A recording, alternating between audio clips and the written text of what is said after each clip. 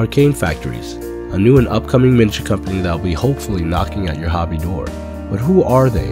Who's behind the whole idea of the company? I want to know how they came to be, the people behind the ideas, and what's in store for us in their upcoming Kickstarter.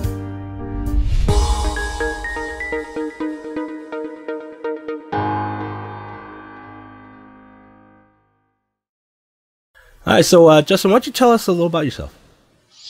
Well, I'm actually from Australia, and I can switch accents very quickly. Yeah, so that's one of the things we always laugh about. You do this whole switcheroo on us. We're like, what the hell? Where is he from? Yeah, I I switch accents a lot depending on who I'm talking to or what I'm talking about. So I'm now going to speak as much as I can in my Australian accent, which isn't really strong. It's more like a cultured British accent, because I was also brought up with a British education amongst an American education. So anyway, so I'm from Australia originally, and well, not originally. For 18 years I lived in Australia, and now I live here in Canada because I came up here to pursue a visual effects career in animation. And I worked at and studied at Vancouver Film School for a little while, and wound up eventually at a pretty cool company called Rhythm and Hue Studios, where we put together a lot of movies, like The Life of Pi, which won a whole bunch of awards, and I did a lot of work on a movie called Percy Jackson 2. What happened after we won a whole bunch of Academy Awards is Rhythm and Hues went bust.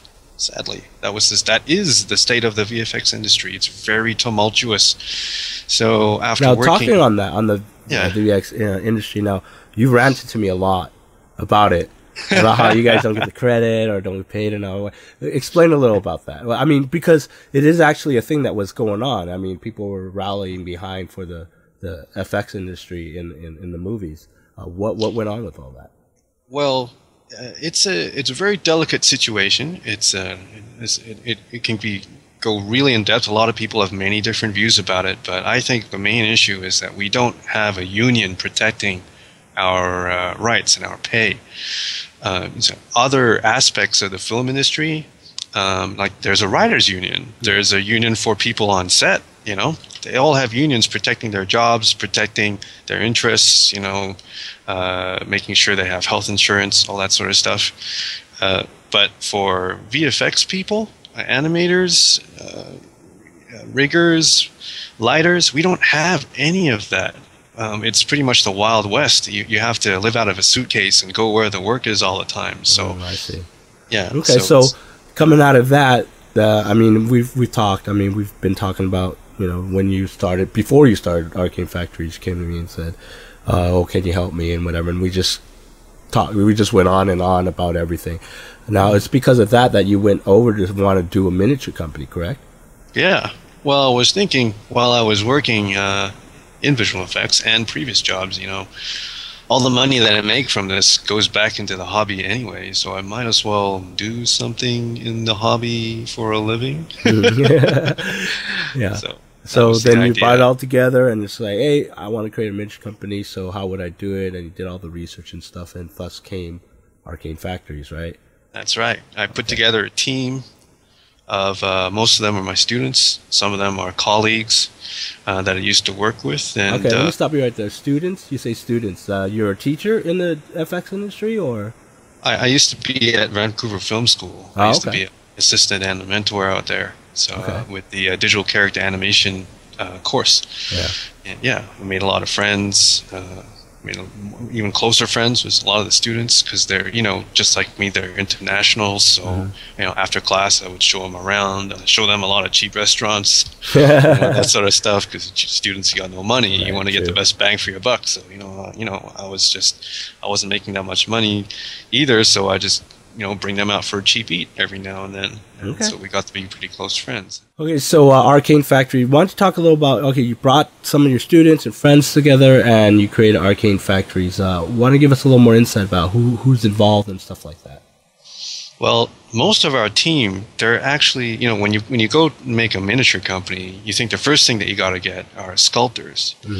But for me, it's a little bit different. The first thing that I got are not sculptors. We got a whole bunch of animators that we have a different philosophy when designing our miniatures.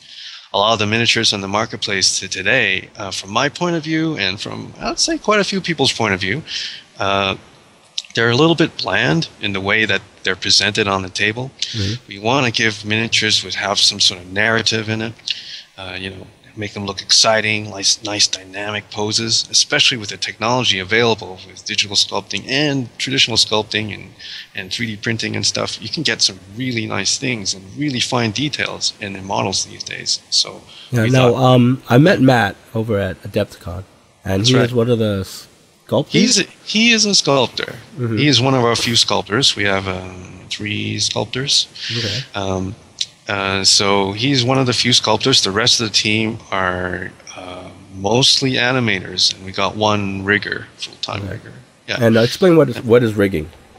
A rigger's job is to take a character and construct a skeletal and muscle system in it. So you get a character model, which is pretty much in the A pose, kind of like hands out like this, and then you put joints in it. You make muscle systems, and you make sure the skin moves correctly over the actual skeleton. Okay. So you have this whole team put together and stuff, and you come from the FSD industry, so there's all these seemingly steps that you're talking about, rigging and sculpting, and then the animators and stuff. Now, how does that all translate into making miniatures?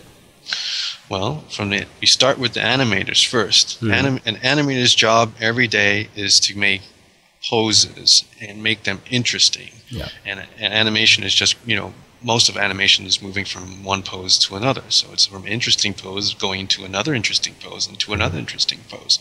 So we use that philosophy first. We design a character in an interesting pose that tells a story. Yeah. That's what animators do. And once we decide on that, then we throw it out to the rest of the team to design, armor, clothing, costumes on top of that. Make sure that it supports the story that the pose is trying to tell. Okay. Yeah. So all this gets translated into when the miniature goes into production. I mean, the muscle tones and all that stuff. How does that help in the whole process? Because the traditional process that me and Les went through, or Les and I went through, sorry, was that sketch, concept, design, right? Mm-hmm. Sketch goes to the sculptor. Sculptor sculpts the figure. It goes to production for molding, and then casting. And then we have a figure. Now, with you, we're adding more extra steps, like getting, all the muscle tone done, and all different poses and stuff. Mm-hmm. How is that, you're looking at 2 different schools of casting miniatures. So, I mean, what makes this more important than the other? Or maybe, is it just different or a different way of doing it? Well, the way we do it, we have multiple figures in mind.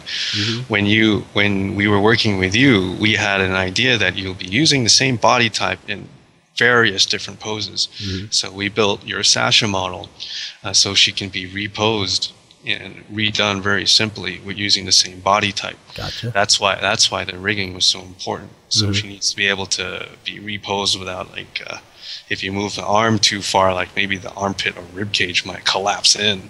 Right. That's what rigging and skinning is all about. So then that way we take that and then repose it for different, either close type of figure or maybe the same figure but a different edition of it. I guess that's a little more easier than having the sculptor resculpt everything again, right? That's right. So okay, I gotcha. Yeah. Okay. The way we do things, it's very easy for us to use a single model that is very well rigged and designed with all the different armor plates and stuff, and just repose them 10 different times, and you have a whole squad of 10 guys. Mm-hmm. And just change little bits here and there. Like maybe one guy has his hat off. You can easily swap helmets or swap weapons. Once the system's been built, it's very easy to hot swap things in and out. Okay, so you have a whole team in place, and then of course you do you do most of our designing and sculpting of the miniatures and stuff. So do you guys do stuff for other people as well? We have a few contracts out there, and we do a lot of 2D design as well, a lot of illustration. We finished up a contract with miniwargaming.com for Dave with he has an upcoming project that I'm not sure when he's going to reveal it, so we won't. Yeah, we can't say it. I know what it is. Mums about it. Yeah, little mums about it. So you do take contract work for other companies. So if they're interested in what you guys are putting out now, it's a good way for them to contact you also if they want to do miniatures and stuff. Okay, so let's talk about your miniature line and the Kickstarter that's going to be coming up for that miniature line.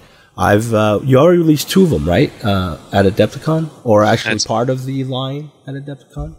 That's right. We put out Bertha, who's been very popular. She's a big barbarian woman with a huge sword and carrying a severed head. Okay. And we also put out Christina, which is kind of a very science fiction girl with a jetpack and 2 plasma pistols. Right. It looks like she owns everything, like she's mowing down a whole bunch of enemies. Now, for those that have been trying to, been keeping track, there was actually a 3rd figure that we went through this whole thing. It was funny. I mean, we found out while me and Les were driving to Adepticon, shouting at Justin in the road. I was so pissed. I was like, "Why you should have got that done?" Oh God, I guess you heard me. I don't know if you heard me get mad before, but that was, I think that was the one time you first time heard me get mad. But there was a 3rd figure, and that was a nice figure too, and I wish that one made it. Unfortunately, there was a casting issue with that. Casting issues do happen. It's all hand cast white metal. Our manufacturers did a really good job for getting all the miniatures out to us, except for that one. But accidents happen. What happened was an air bubble got caught on Tilda's mouth. So when the miniature came in, it looked like she had this like Botox thing around her mouth. So it's like. Yeah. I call it the cold sore. That's what I was like. She looks like she has a cold sore. What's up with that? Yeah. I thought it was part of your sculpt. I'm like, what is she, like, nurgling out or something? You know what I'm saying? So even though the miniatures that were available at Adepticon were, pre-production miniatures, the 3 of them, Sasha, Bertha, and Christina, were pretty good, and we think they were marketable. Tilda was just not up to standard. Yeah, so we had to send it back. Yeah, there's no way anyone would have wanted that unless they had some weird big lip fetish or something. So let's go down the line. What is going to be available at the Kickstarter? Okay, the Kickstarter. Well, we'll have 10 of our 30 millimeter miniatures available, and 1 of our big guys available. Right. What's happening right now on our Facebook page is you guys, the public, are voting in which miniatures will be in our 10 miniature lineup. I think there are 2 more miniatures to be voted in. 3 more if you count the current voting that's happening right now. So. Okay, so to be clear, they are doing this like little battle voting system type of thing. You get to choose, vote on the pose and stuff. And you have a chance of winning the production model, right? You're going to do a random pick or whatever on these battles. So you still can get on, I think 3 more battles is left. Yeah. By the time this video comes out, there should be 3 more. So check out, their Facebook page. It's, facebook.com/Arcane Factories. Okay. And you'll see the battles going on there. So you should get in on that. But anyways, sorry I interrupted. Continue. Or what else do you have in line for those 10 miniatures? We got those 10 miniatures. Right now, the ones that have been definitely locked in are, of course, Bertha, Christina, and Tilda. We have a vampire Duchess. The concept art is available. You can have a look at that. She's been very popular. We have our Asian spear girl, steampunk spear girl. She's been very popular as well. We have the steampunk nurse that's been voted in. Another of the Berserker women has been voted in, very similar to Bertha, but she's got 2 twin swords and she's really dynamic. What else is going? Right now, the magic battle is happening. By the time this video comes out, that might be over, so I don't know who's in the lead. I haven't checked it in a while. And then we have a shadow battle, not saying what's going on in that one, and we have a heavenly battle. And the final battle is a Royal Rumble, where you guys get to vote which of our largest miniatures will be released in what order in the Kickstarter for stretch goal unlocks. Okay, now your big one, that big surprise unlock. Now, I don't know how far you want to release. I know what it is. You told me, but I don't know if you want to tell anyone else yet. I think you're saving that for the great big unlock, right? We'll save it for the great big unlock. Okay. It's been you've been yelling at me. Like, I want you to design this thing. Design this thing for me. So just in case, it's going to be awesome. I mean, totally. I can't wait till he reveals it, because I haven't seen the design yet either.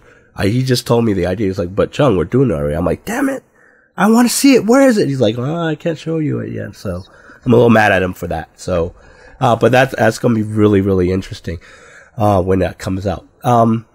So anything else you want to talk about the Kickstarter? Did you have anything that you wanted to show off right now? Yeah. Well, before we had this battle system, people were voting on which pose our steampunk spear girl would be in, and pose number 1 won. So we got one of our artists to redraw the character in that pose, and if you bring it up right now, that's what she looks like. Nice. So that's the pose. That's the pose that people wanted. That's pose number 1. Very slim. A little extra I can tell you about is if we get enough funding, one of our stretch goals for the Kickstarter will be to have a lot of the characters with additional weapons also available on the in the casting. Are they going to be part of the blister packs, or just additional add-ons? Okay, I see. Yes. Also, you mentioned also like alternative heads and stuff? Or I don't know. Yeah. Depending on the character, some of them will have multiple weapons, some of them will have multiple heads or hats. It's whatever we can manage to swap out depending on how the character is and how they're being designed. Okay. Yeah. Right, so this one, the Spear Girl, a special request for Mr. Mario from Voices of Mars. He was obsessed at Adepticon of having a girl with a giant hammer, so she can have a giant hammer. I won't talk about how Freudian that is. About Mario and his girls and big hammers, whatever. But anyways, it looks great. I don't know, but he wouldn't shut up about it. Yeah, Mario. But yeah, it looks great. That's awesome. Anything else you want to show? Well, we had so many designs that some of them sadly didn't make it in to our lineup, but I can show you one of the guys, or one of the girls that didn't make it in, and that's this girl right here. She's a steampunk girl, another steampunk Asian girl with a kind of steampunk sexy kind of fan pose. Nice. It doesn't really line up with our philosophy of how we design our models. It's a bit too gratuitous. Probably have a spot with the Lester Bursley miniatures line if we alter her a little bit, but it wasn't kind of what we were shooting for. So we had to drop her. Well, you never know. There's also a second Kickstarter if the first one, is successful. But for the next line of miniatures you guys gonna come out with and stuff like that, it sounds like you do take a lot of what fans say and say, oh yeah, we would love this.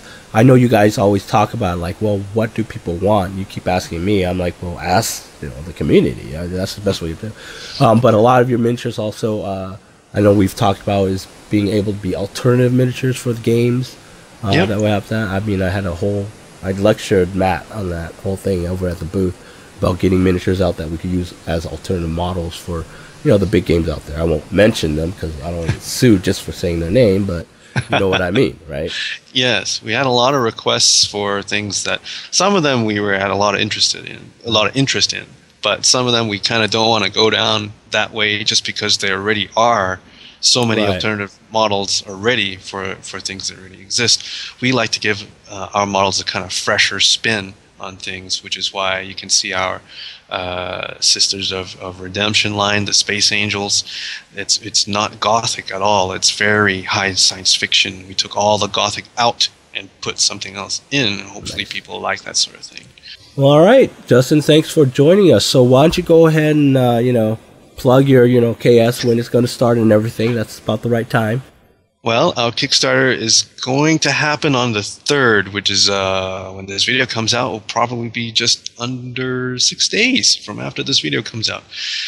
We'll probably launch at noon Eastern Standard Time, and I'll do up a little graphic of all the times around the world, when it's going to go off. We will have early bird specials, so get in there quick.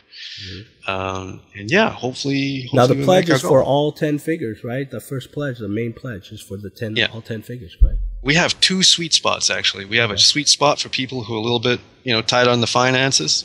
We have the main sweet spot with all 10 figures, and then all the larger ones will be add-ons. You can just keep buying them if you want them. So yeah, awesome. All right, well, thanks a lot. Again, Justin from Arcane Factories. Remember, the Kickstarter is going off on the 3rd. All right, so don't miss out. Don't worry, we'll keep you updated about that. So thanks for joining us, guys. I'll talk to you guys later. Thank you. See ya.